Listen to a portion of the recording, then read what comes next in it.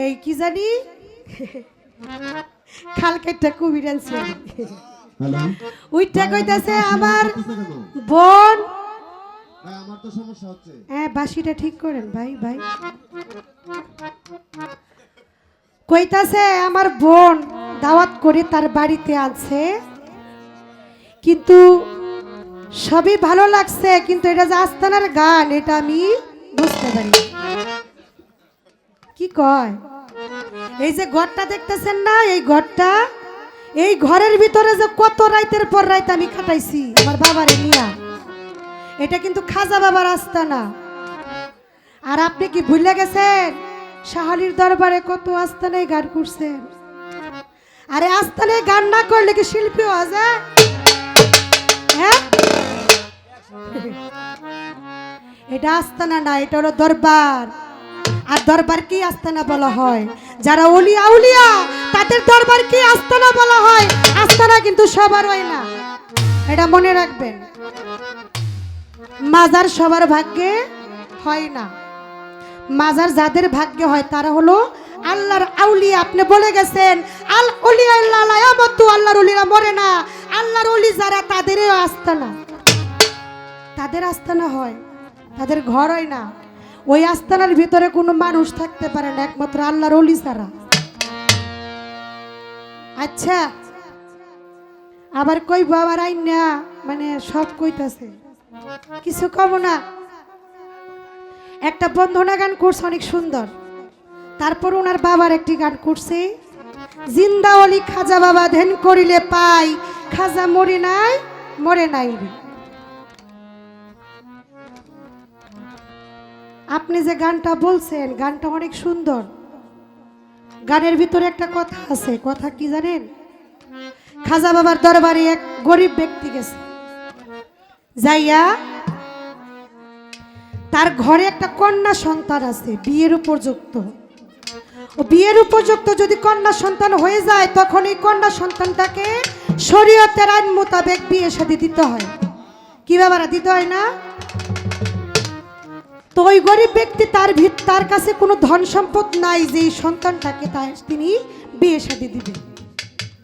হাঁটতে হাঁটতে চলে গেল খাজা বাবার দরবারে যায়া বলতেছে গরিবের নওয়াজ তুমি তো খাজা মঈনুদ্দিন গরিবের বন্ধু আমার ঘরে একটা মেয়ে আছে টাকার অভাবে বিয়ে দিতে পারি না তুমি আমাকে কিছু টাকা পয়সা দাও আমি আমার এই মেয়েটাকে বিয়ে দেব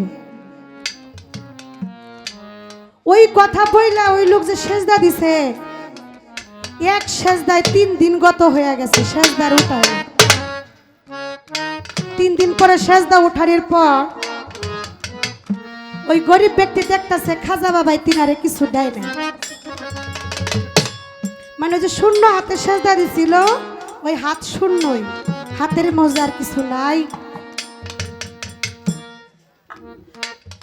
তো ওই গরিব ব্যক্তি মনে মনে রাগ করছে আমি শুনছি তুমি গরিবের বন্ধু তাই তো আমি তোমার দরবারে আসছিলাম কিছু ধন সম্পদের জন্য আমার মেয়েটাকে বিয়ে দিব তুমি তাও আমাকে দিলে না আমি চলে যাই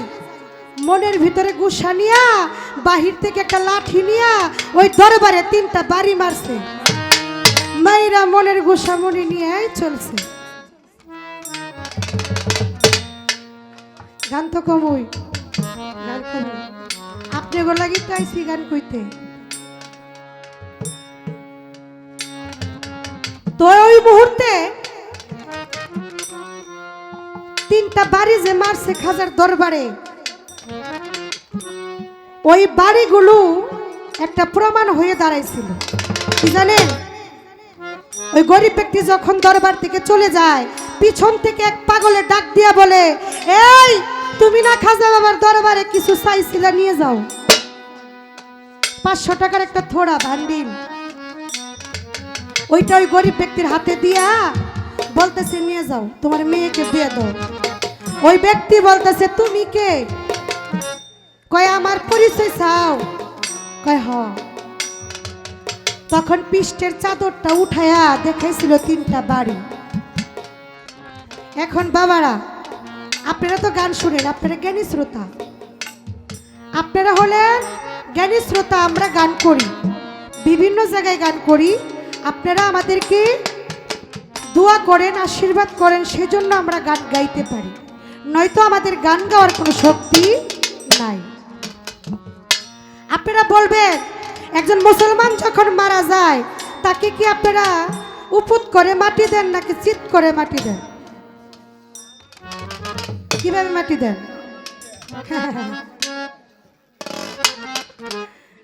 পাগলে বলতেছে জাভা মাটি দেন, বুঝছেন? একটা মুদ্রার যখন শোয়ানো হয় তাকে কবরে চিত করে মাটি দেওয়া হয়। আমার পেশটা ওই জায়গায়, খাজা বাবাকেও ওইভাবেই মাটি দেওয়া হয়েছিল, কিন্তু খাজা বাবার পৃষ্ঠভূমির আগে 3টা বাড়ি উঠলো। এটা কারণটা কি? রোজার সাথে যে 3টা বাড়ি দিল, ওই 3টা বাড়ি খাজা বাবার পৃষ্ঠভূমিকে উঠলো। খাজা বাবা তো তখন রোজার ভিতরে শুয়ে ছিল, ওই বাড়ি 3টা পৃষ্ঠভূমিকে উঠলো কিভাবে? তাহলে কি খাজা বাবাকে উফতা করে শুয়ে দিছিল? এই হলো একটা পেশ। এই পেশটা আপনি আমাকে ভাঙ্গাইবেন, আমি আপনার কাছে শিখবো। শিখার জন্য এই পেশটা রেখে গেলাম, কারণ বাউল মানুষ তো দাঁড়ানির একটা সুযোগ করে দিলাম, নয়তো উঠা কোনো কথাবার্তা বলতে না। খাজা বাবার কাওয়ালি গাওয়ার জন্য আদেশ করেছে। কাওয়ালি গানের পরে করবো একটা বাংলা কাওয়ালি গাই নাকি?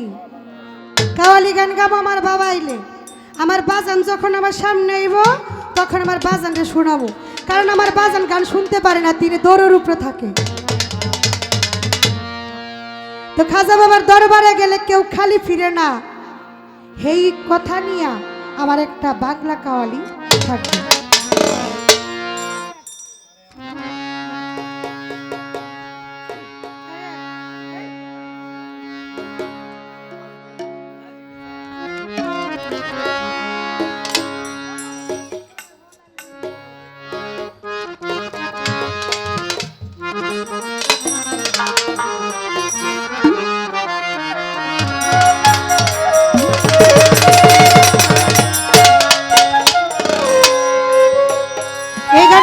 উদ্দেশ্য একটাই, এখানে ইউটিউবার আছে, অনেক জায়গায় গান করতে গেলে ইউটিউবার দেখে দেয়, কিন্তু না, এটা আমাদের দোষ। আপনারা যা গাইতেছি সব ছাড়বেন, কোনো সমস্যা নেই। আর তাদের জন্য এই গানটা আমার গাওয়া, কারণ এই গানগুলো এখন আর কেউ গায় না, অনেক পুরাতন গান নতুন রূপে আমি গাওয়ার জন্য চেষ্টা করছি। ধন্যবাদ।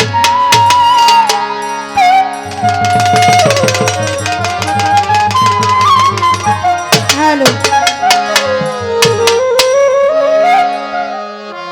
হো আশিকান চলো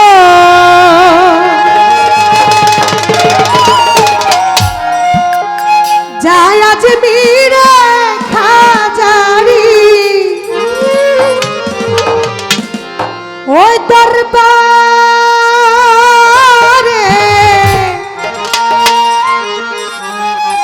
নিয়ত করি আমরা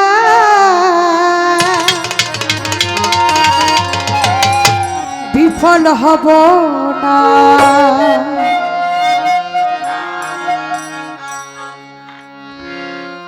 খালি হাত ফিরাবে না, নামেতে হও দিবানা, কবুল করো বাসনা। খালি হাত ফিরাবে না, নামেতে হও দিবানা, কবুল করো বাসনা। ও আশিকান, ও আশিকান, ও আশিকান চলো যায় আজমির খাজারি দরবারে, নিয়ত করে আমরা বিফল হব না। খালি হাত, খালি হাত, খালি হাত, খালি হাত, খালি হাত ফিরাবে না, নামেতে হও দিবানা, কবুল করো বাসনা। ও আশিকান, ও আশিকান।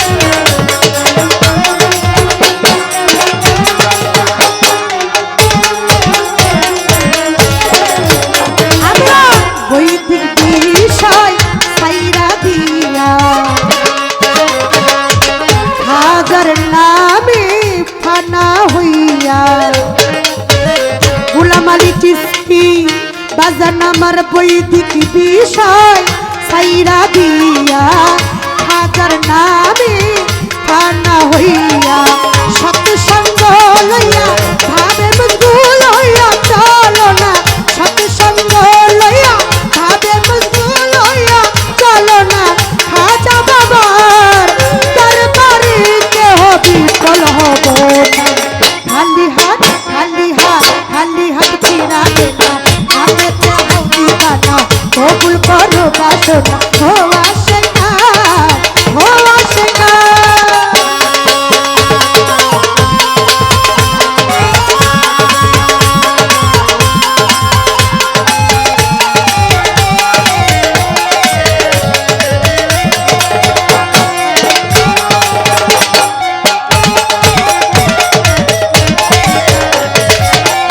অলিকুলের শিরোমণি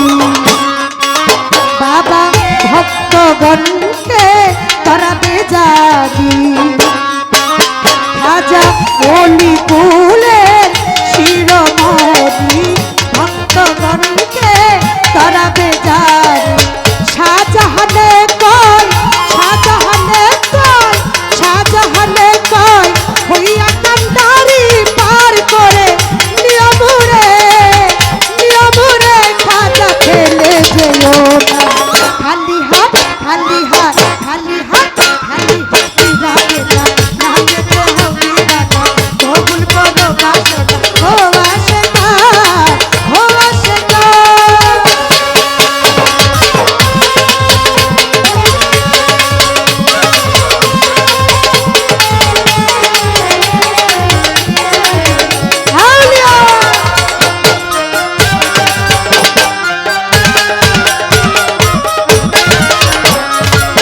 বৈদিক বিষয় সাইরা দিয়া আমরা হাজার প্রেমে খানা হইয়া বৈদিক বিষয় সাইরা দিয়া হাজার নামে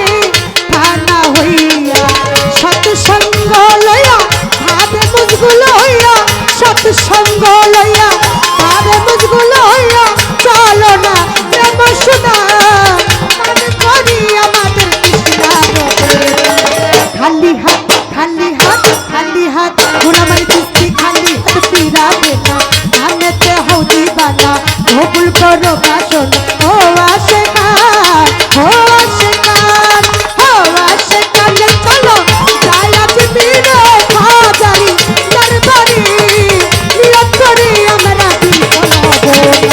খালি হাত ফিরাবে না নামেতে হও দিবানা কবুল করো বাসনা খালি হাত ফিরাবে না নামেতে হও দিবানা কবুল করো বাসনা খালি হাত ফিরাবে না নামেতে হও দিবানা কবুল করো বাসনা খালি হাত ফিরাবে না নামেতে হও দিবানা কবুল করো বাসনা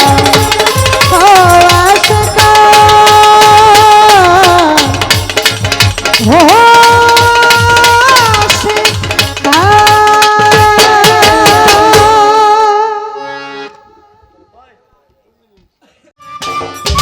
সম্মানিত দর্শক, ভিডিওটি উপভোগ করার জন্য আপনাকে মিরাত বিডি ইউটিউব চ্যানেলের পক্ষ থেকে জানাই আন্তরিক শুভেচ্ছা ও অভিনন্দন। আরও নতুন নতুন ভিডিও পেতে লাইক দিন, কমেন্ট করুন এবং সম্ভব হলে অনুগ্রহ করে সাবস্ক্রাইব করবেন। ধন্যবাদ।